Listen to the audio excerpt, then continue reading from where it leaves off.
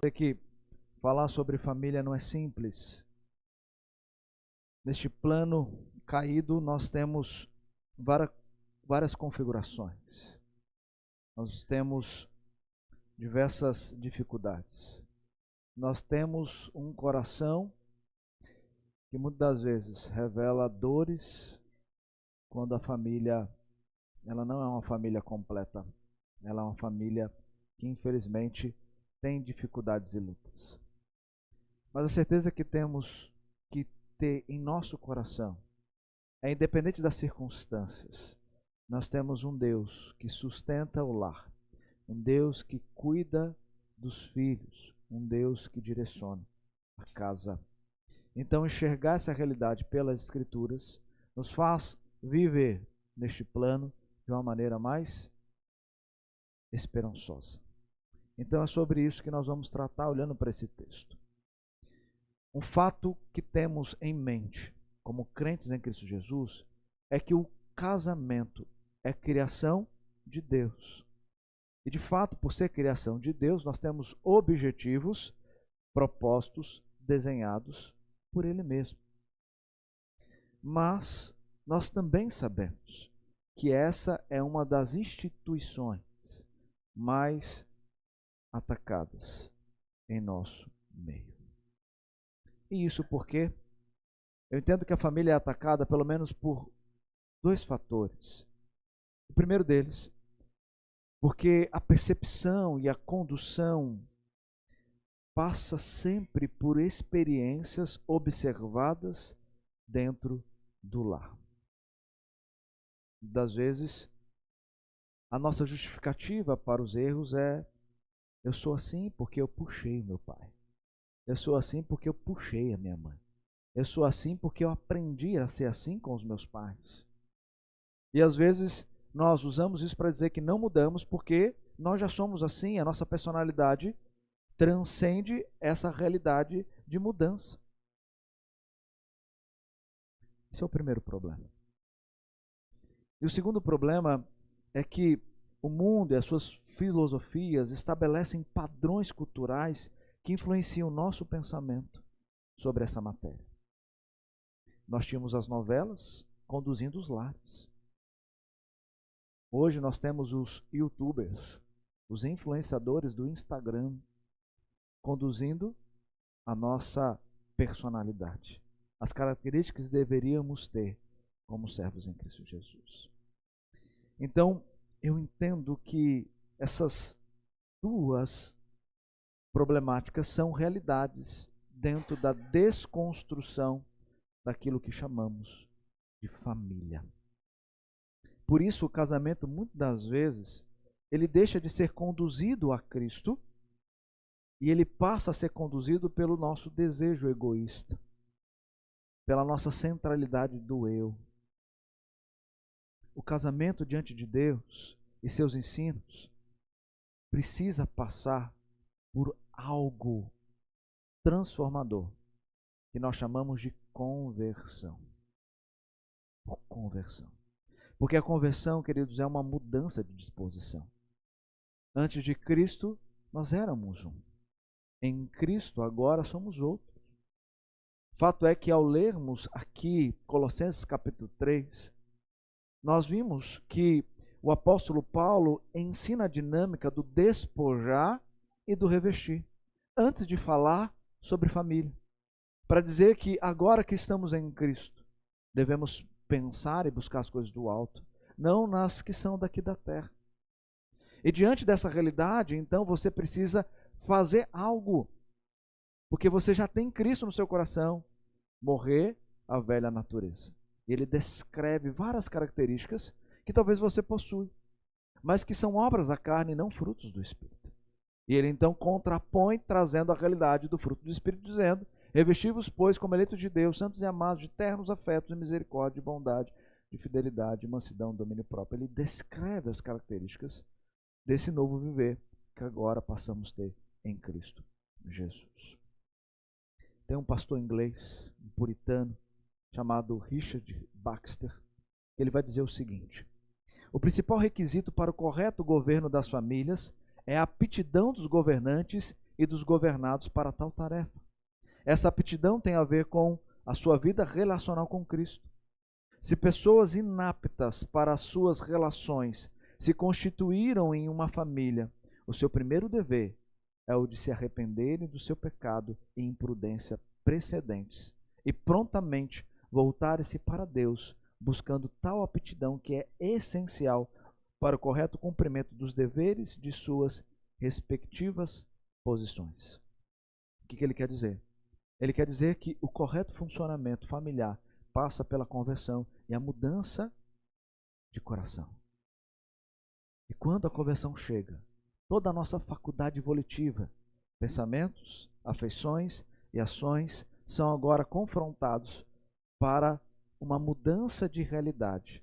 Agora eu não penso, eu não sinto, eu não ajo de acordo com o meu eu, mas de acordo com aquele que agora reina em mim, que é o Senhor em mim, que de fato me dá as diretrizes e não só isso, ele me dá o Santo Espírito dele para poder me conduzir para, cheio do Espírito, poder ser aquilo que ele espera. Então, quando nós paramos para olhar para um texto desse, muito questionado hoje pela nossa cultura e às vezes dentro da nossa igreja, dentro das nossas igrejas, mulheres questionam tal padrão por conta dessas problemáticas que nós já anunciamos anteriormente, acham que essa palavrinha submissão é um grande problema, não é? Então, lê instruções bíblicas como essa. Mulher ser submissa ao marido. Se for lido e entendido pela lente egoísta e mundana, pode sim nos fazer muito mal. Pode nos fazer não aceitar o texto e desconsiderar essa realidade. Mas se essa ordem está expressa nas Sagradas Escrituras, palavra de Deus, revelação dele, então o problema pode estar em mim e não no meu Deus. Mas vamos entender o contexto para aprofundarmos essa realidade da mulher ser submissa e do marido amar a esposa. A carta de Paulo, ela está estruturada para que os leitores pudessem compreender a realidade da vida familiar, a partir da realidade da suficiência que agora ele tem em Cristo. Por isso que o primeiro texto lido na liturgia nos diz, lá no primeiro capítulo, ele os libertou do poder das trevas e nos transportou para o reino do seu Filho amado, em quem temos a redenção, a remissão dos pecados. Depois descreve quem ele é. Ele é a imagem do Deus invisível, o primogênito de toda a criação. E na sequência, mais nos versos 21 e 22, vão nos dizer, e vocês, agora olhando direto para a nossa realidade, e vocês que no passado eram estranhos e inimigos do entendimento pelas obras más que praticavam, agora, porém, ele os reconciliou no corpo da sua carne, mediante a sua morte, para apresentá-los diante dele santos, inculpáveis e irrepreensíveis. O propósito de Deus em salvar o seu povo é santificá-los para serem apresentados diante de Deus, na nossa morada eterna, santos e irrepreensíveis. Paulo, ele trabalha a excelência da pessoa e da obra de Cristo, porque naquele tempo existia uma heresia, conhecida como heresia de Colossos, que tentavam de 3 maneiras desvirtuar o pensamento daqueles crentes. Existia o legalismo judaico, oriundo do judaísmo, dizendo, vocês dizem que são salvos, mas vocês só serão salvos se cumprir a lei. Se cumprirem a lei. Não basta apenas dizer que crê, tem que também cumprir a lei. A outra dizia, olha, você diz que é salvo, mas você tem que viver a experiência mística. Você tem que adorar os anjos. Você tem que cultuar também os anjos. E você tem que sentir. Você tem que sentir. Essa era uma outra heresia que estava presente na igreja de Colossos. E a terceira era o asceticismo. Muito voltado pela ideia de Platão de que a matéria é má e o espírito é bom. Então, era dito Você tem que mortificar a carne. O espírito está tudo tranquilo. Então eles flagelavam o seu próprio corpo, condenando o corpo quando esse corpo estava fazendo coisas que eles sabiam que era errado. Então eles matavam, batiam, machucavam o próprio corpo. Esses três problemas, chamados de vãs filosofias pelo apóstolo Paulo, estavam adentrando nas fileiras daquela igreja. E Paulo mostra que está tudo errado. Deus, ele é, na pessoa de Cristo, suficiente. E a salvação realizada na cruz do Calvário foi dada a você não porque você merecia, mas porque ele quis te dar pelos méritos do próprio Cristo na cruz do Calvário.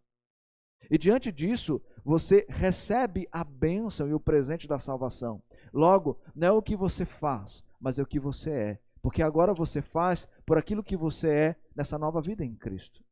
Não aquilo que você buscou para receber a nova vida do Senhor.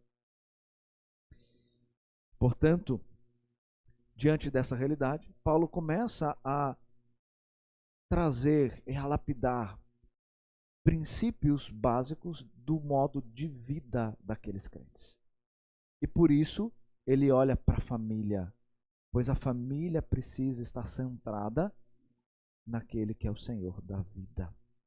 E ele então passa a descrever esse relacionamento familiar. Nós temos um texto também do próprio apóstolo Paulo, na carta aos Efésios, que também traz esses princípios de forma até mais detalhada, mas aqui nós nos atentaremos para aquilo que Paulo quer ensinar à igreja de Colosso e a nós. Mas algumas verdades que eu quero trazer antes de detalharmos o que é submissão e o que é o amor. Essas verdades são contraculturais e nós precisamos ser lembrados delas. A primeira, voltando àquilo que nós falamos lá inicialmente, se o casamento é uma instituição divina, está lá expresso em Gênesis 2:24, e Deus traz às instituições, a essa instituição, os princípios de como viver, logo, a partir do momento que esse casamento é em Cristo, esse casamento tem três coisas para serem vividos de maneira que agrada a Deus. A primeira delas, tem propósito. O casamento tem propósito. E qual é o propósito do casamento?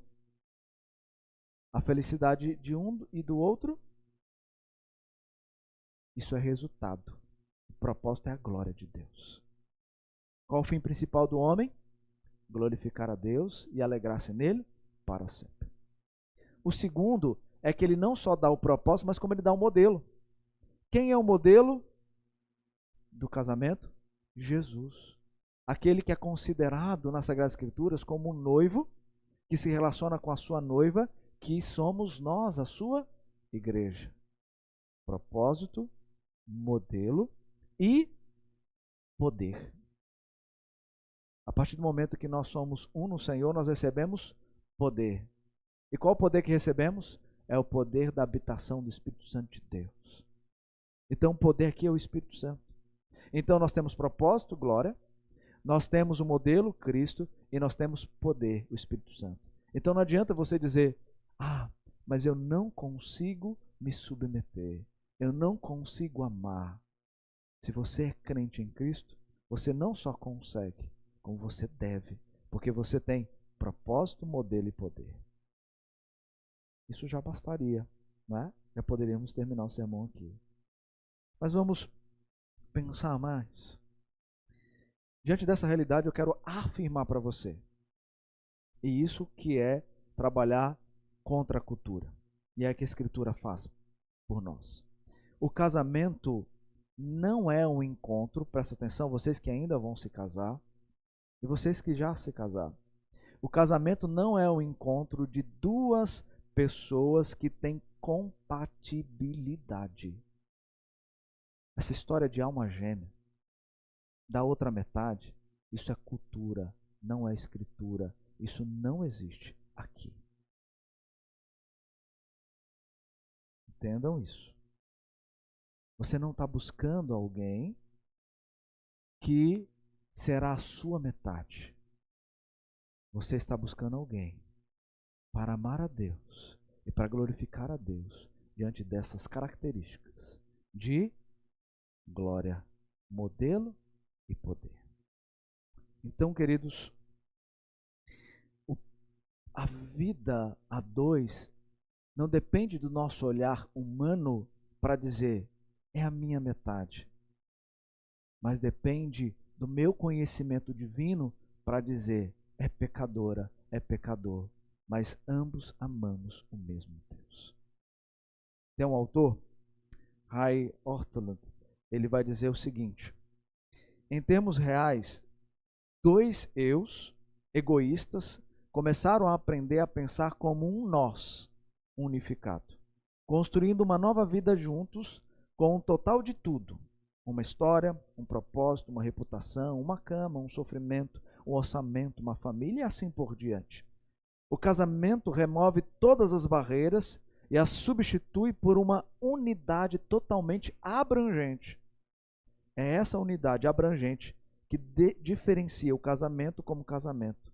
Algo muito mais profundo do que até mesmo a amizade mais intensa. Portanto, a primeira desconstrução contracultural é: você não está em busca da sua alma gêmea, mas daquele ou daquela que mais se assemelha com o Senhor, para que juntos possam viver a santificação, para chegarem diante de Deus como igreja gloriosa, santa e perfeita. A segunda é a compreensão de hierarquia, de liderança. A Escritura, desde toda a criação, revela essa realidade. Deus, Criador, nós, criaturas. Homem, o primeiro criado, recebendo o poder para ser a autoridade. A mulher sendo a segunda criada para, da mesma essência, ser agora a companheira, a auxiliadora, idônea nessa missão que Deus estabeleceu ao homem. Quando você olha 1 Coríntios capítulo 11, verso 3, Paulo vai dizer o seguinte: a cabeça de todo homem é Cristo. A cabeça da esposa é marido. E a cabeça de Cristo é Deus. Essa é a dinâmica da hierarquia. A posição de liderança, portanto, não chegou até nós, historicamente, como um artefato do patriarcado opressor. Começou no céu e desceu de forma criacional a este mundo, como um caminho para o florescimento humano. Portanto, a liderança do homem sobre a esposa não é uma masculinidade opressora, mas um caminho dado por Deus de graça e verdade. A terceira verdade contracultural é que o casamento, como já dizemos, é um modelo, mesmo que imperfeito, da união perfeita entre Cristo e sua igreja. Por isso, na sua relação com o seu povo, Deus faz uso constante dessa analogia de casamento.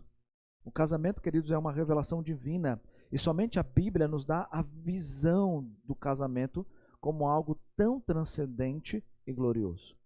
O livro de Gênesis revela as nossas raízes com as categorias de que precisamos se quisermos entender os erros no relacionamento e o caminho de graça e perdão.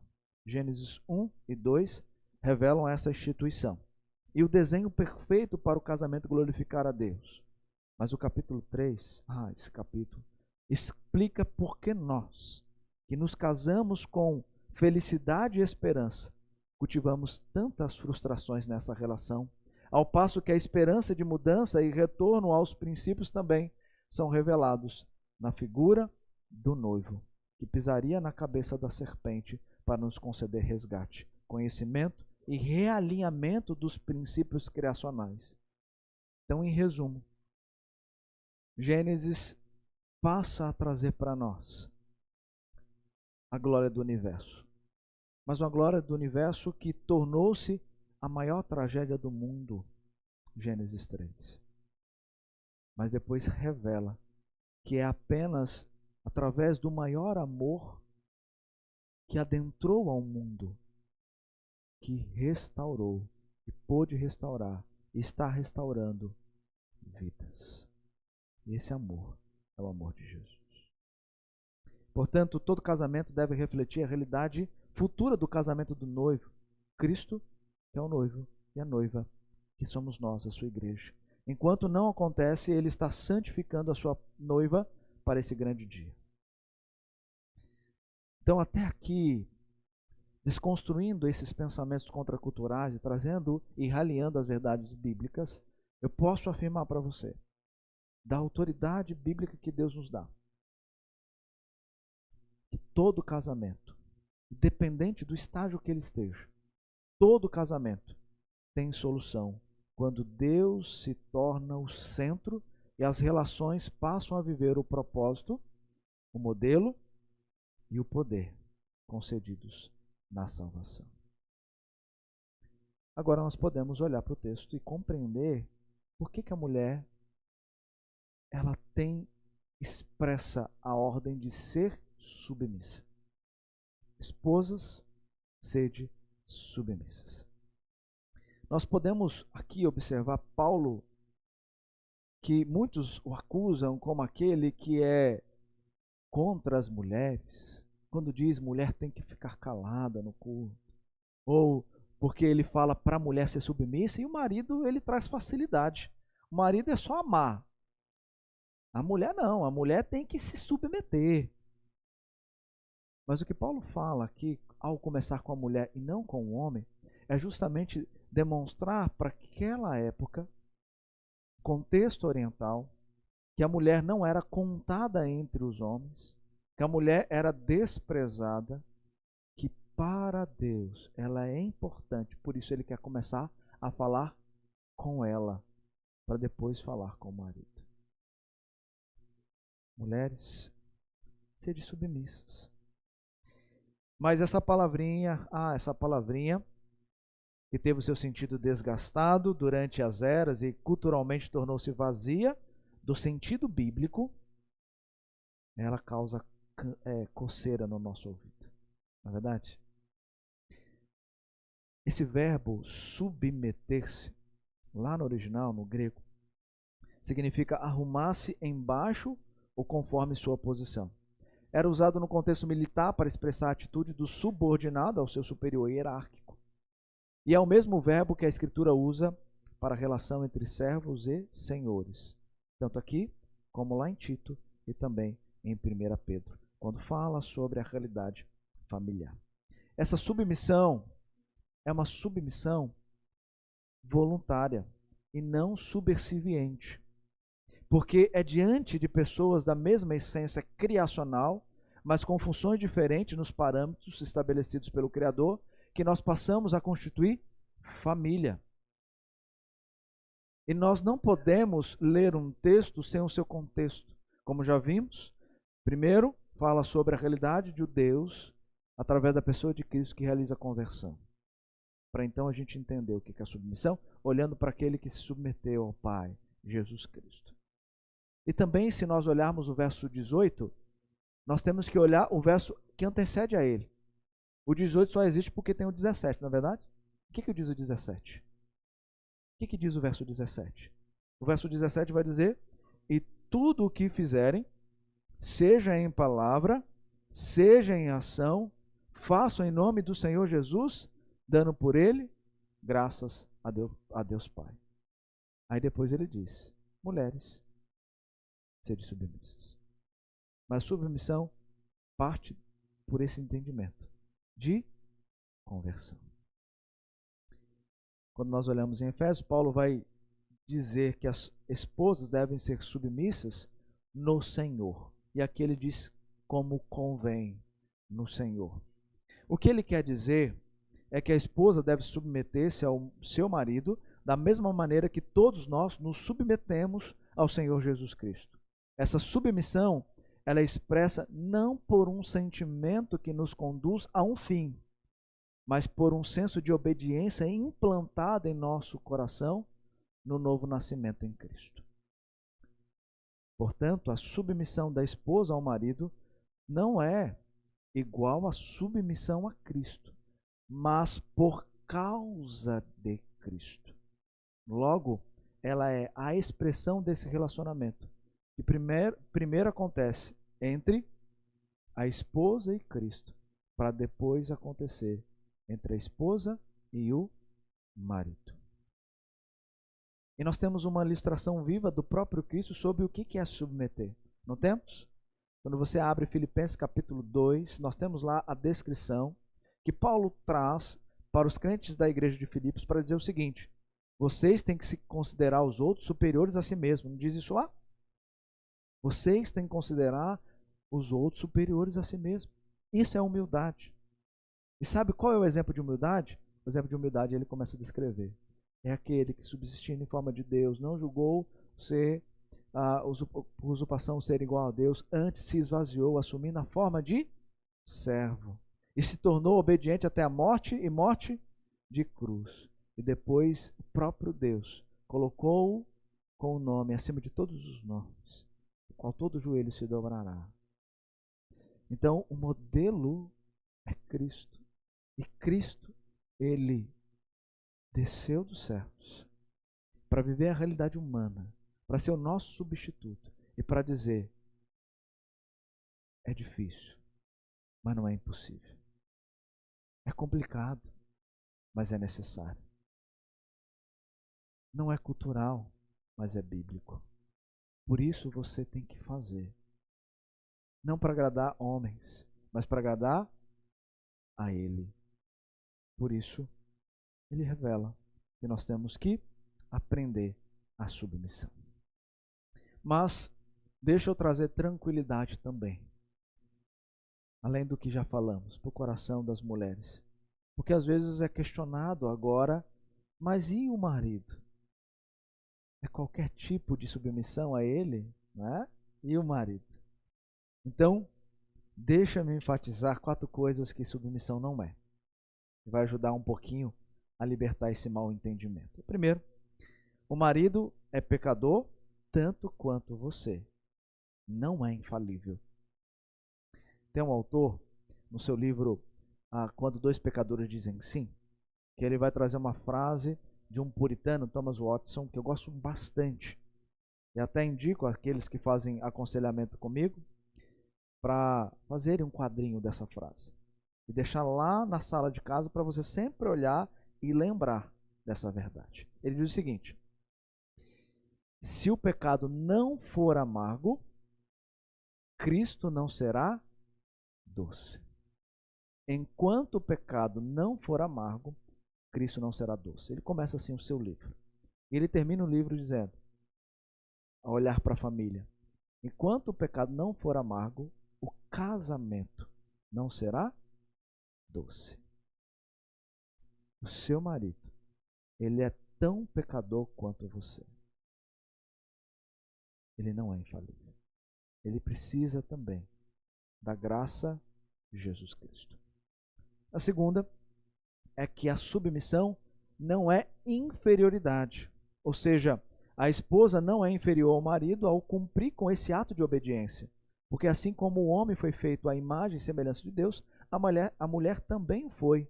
Mas, em funções, ela foi designada para ser auxiliadora e não escrava dos interesses egoístas do marido.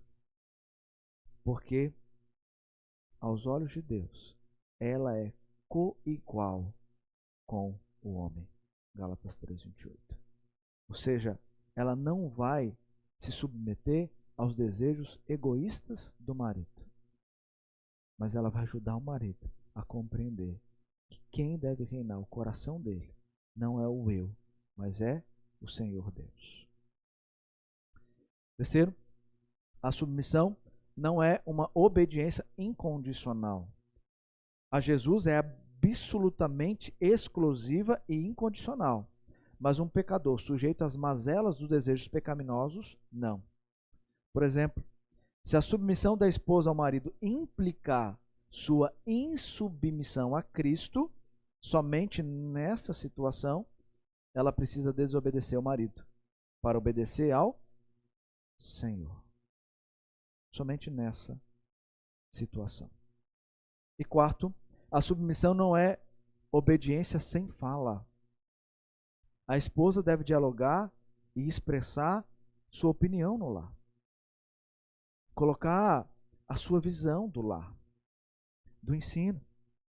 da capacitação, da orientação, daquilo que é o plano, daquilo que é o projeto da família dentro do lar, dentro dessa perspectiva de mundo, de conquistas. Então a mulher, ela precisa participar, dialogando, questionando, lembrando ou até exortando o marido, quando é apresentado a ele a verdade de Deus. Entenderam? Então, percebam, mulheres, que o problema não está na submissão. Mas sabe onde ele está? No seu coração. No pecado. Não está no julgamento cultural e muito menos em suas experiências passadas. Mas a submissão está na nova vida recebida em Cristo. Portanto, vocês não podem desobedecer a Deus. Vocês precisam se submeter ao seu marido e ajudá-lo no cumprimento da missão que Deus reservou a ele. Mas calma, porque você precisa entender que marido é esse, né? E agora o texto vai falar para o marido. Maridos, o que o texto diz? Verso 19. Que cada um de vocês ame a sua esposa e não a trate com amargura. Vocês acharam que a gente não ia bater nos homens, né? Bater nos homens também. Primeira coisa, a gente precisa entender o que é essa ordem expressa através, né, da palavra amor. O verbo amar no presente do imperativo enfatiza que essa ordem e seu cumprimento se dão em uma ação contínua. Não é um amor egoísta. Logo, se faz necessário uma compreensão bíblica do amor que passa pela experiência de Cristo na cruz do Calvário. O amor do marido pela mulher é esse. Quando Deus, no ato da sua justificação, concedeu esse amor para que o marido pudesse expressá-lo nos seus atos, nas suas vontades. Vai para Efésios capítulo 5. E aqui Paulo, no capítulo 5, vai aprofundar um pouco mais essa realidade. Os versos 25 a 27. Se puder projetar, Efésios 5, os versículos 25 a 27. Lá no verso 25, ele vai falar sobre esse marido amar, e ele vai trazer esse exemplo de no Efésios capítulo 5, versículo 25. Efésios 5, 25. Então, ele vai trazer essa realidade do amor linkado a Cristo e a igreja, como também Cristo amou a igreja e se entregou por ela. Então, é assim que se assemelha o amor. O verbo entregar aqui, ele é importante, porque o verbo entregar é renunciar. Tem a ver com sacrifício, com renúncia. Conforme já dissemos em Filipenses, Cristo, para se entregar como oferta de sacrifício, ele primeiro revelou humildade ao se esvaziar e assumir a forma de servo, e ao se humilhar, tornando-se servo até a morte, morte de cruz. Então, onde começa o nosso amor? Maridos, onde começa o nosso amor? Começa na renúncia e não no desejo da conquista. O nosso amor começa pela renúncia. É por aí que começa o nosso amor. Depois os versos 26 e 27, na sequência, para que a santificasse, tendo-a purificado por meio da lavagem de água pela palavra, 27, para a apresentar a si mesmo como igreja gloriosa, sem mancha, nem ruga, nem coisa semelhante, porém santa e sem defeito. O homem expressa seu amor sendo instrumento de Deus na santificação da esposa. Quando nós lemos esses versos, nós lemos que o objetivo de Cristo em sua morte foi santificar a sua igreja, a noiva.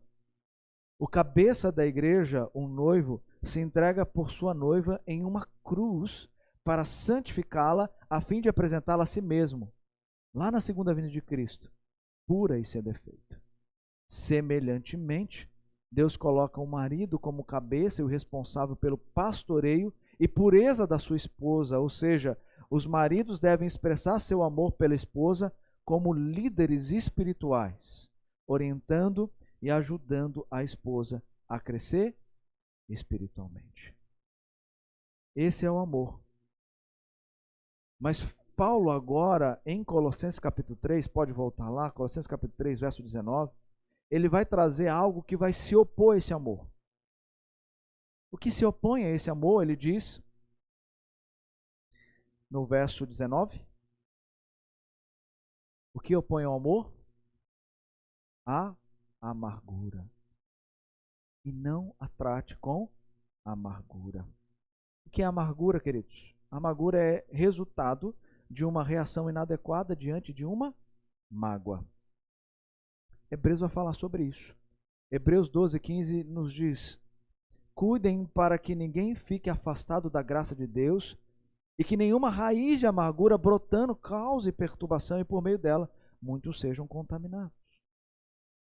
Veja que a Escritura aqui liga a amargura a uma raiz. E para existir uma raiz, uma semente precisa ser plantada, lançada. E qual semente que, quando plantada no seu coração, faz brotar uma raiz de amargura?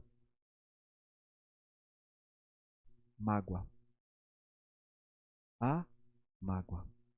Quando alguém magoa você, é como se a pessoa jogasse uma semente no solo do seu coração. Mas diante dele você pode tomar duas decisões. Você pode decidir reagir a essa semente da seguinte forma: cavando fundo e arrancando a semente, perdoando rapidamente seu ofensor. Ou começar a cultivar a semente, recapitulando a mágoa na sua mente, vez após vez. A amargura resulta da recapitulação de uma mágoa por muito tempo. Ela resulta da falta de perdão verdadeiro ao ofensor. A Bíblia classifica o processo de ficar alimentando os ressentimentos que temos contra alguém como falta, sabe do quê? Do amor. 1 Coríntios 3, que nos fala sobre amor, verso 5 diz lá que o amor não guarda rancor. O amor não guarda rancor. E Paulo adverte a esse respeito porque essa é a grande dificuldade do homem. A grande dificuldade do homem, mulheres, entendam isso. A grande dificuldade do homem, sabe o que é? Amar a Deus e amar vocês. Amar a Deus e amar vocês. E aqui eu quero trazer algo importante para vocês, mulheres.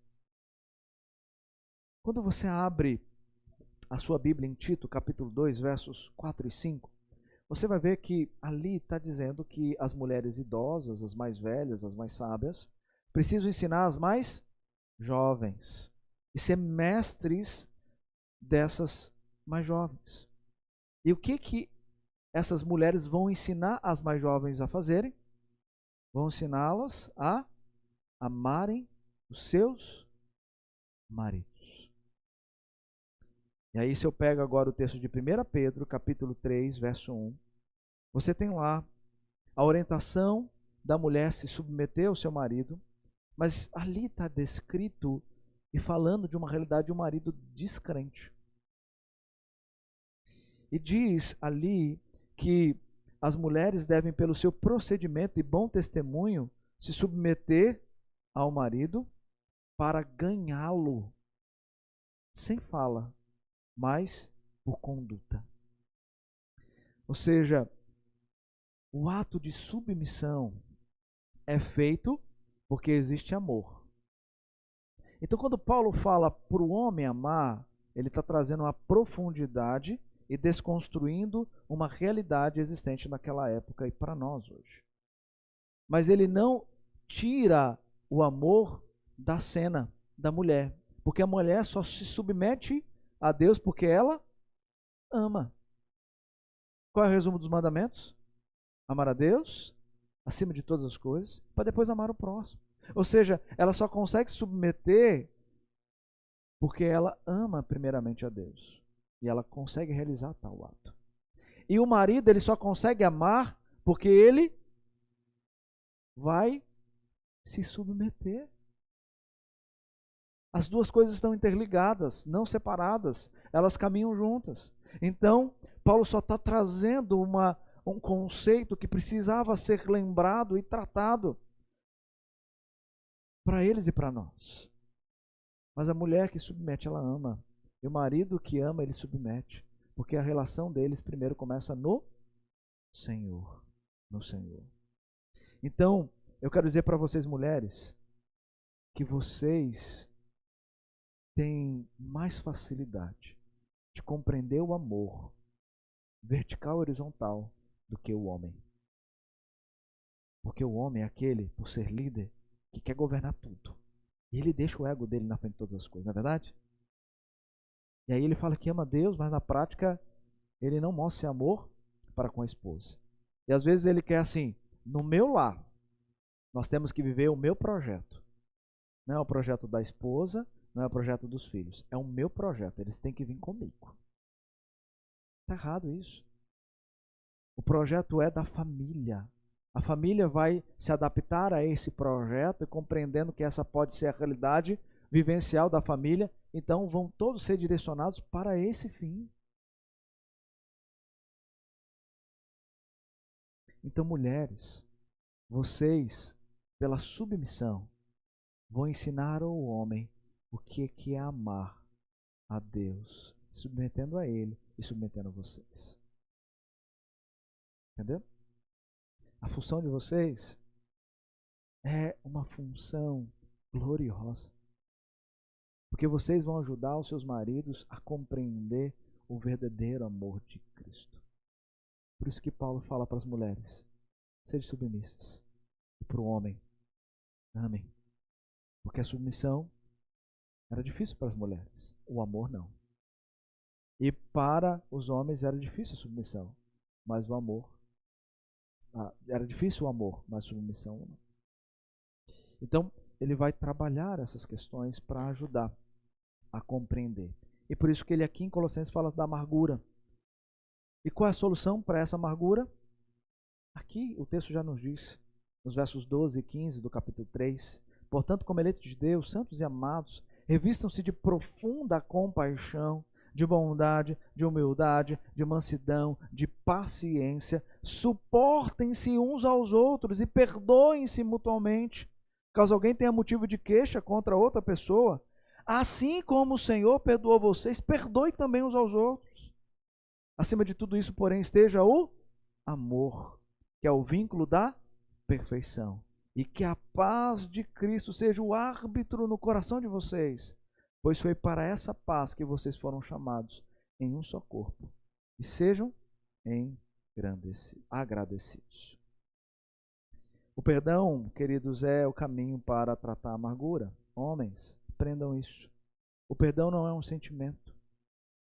O perdão é um ato de vontade. Talvez você pense assim, minha esposa me magoa com tanta frequência que eu simplesmente não consigo perdoá-la. Isso é mentira. Isso é o que Satanás quer que você entenda. Porque se você é um cristão, não só pode, como deve. E tudo que fizerem, seja em palavra, seja em ação, façam em nome do Senhor Jesus, dando por Ele graças a Deus Pai. Portanto, queridos, a submissão e o amor estão de mão dadas. A submissão é resultado do amor e o amor produz um coração submisso. A submissão é mais do que função. Entenda isso. A submissão é mais do que função. É um ato de obediência com dever de consciência. Por isso, é no Senhor e não em si mesmo. E o conceito do amor é contrário do amor próprio, que produz amargura. O caminho da família é o caminho da cruz, onde há conversão e desenvolvimento na santificação, que é o objetivo final do casamento. Diante disso, meus queridos, não vivam as inverdades do mundo nos seus relacionamentos, mas a conversão e amadurecimento na fé, resultando uma vivência em amor vertical e horizontal que revelam atos graciosos do homem para com a mulher e da mulher para com o homem. É isso que Deus espera da sua igreja. É isso que Ele espera de nós. Não é fácil, mas é esse caminho que Ele nos dá. Ele nos dá a solução para vivermos isso. Vamos lembrar? Propósito: glorificar a Deus. Não é? Modelo: Jesus Cristo, o nosso noivo. E o poder? Entenderam? Esse é o caminho da família cristã. Passa por aí. E nós precisamos tratar disso primeiro para depois falar de filhos, né? Porque se o homem e a mulher entendem isso, então no próximo domingo nós podemos falar sobre a realidade de pais e filhos. Que Deus nos ajude, queridos. Não é simples, não é fácil. Mas não seja moldado pela sua experiência nem pelo mundo, mas pela Escritura, por Jesus Cristo, Senhor nosso. Tá bom? Que Deus nos abençoe. Muito obrigado por nos acompanhar até o final deste vídeo. Para receber mais reflexões e ficar por dentro dos próximos conteúdos, te convidamos a seguir as nossas redes sociais que estão na descrição. Alguns vídeos aparecerão na tela caso queira continuar nos assistindo. Abraço e até a próxima.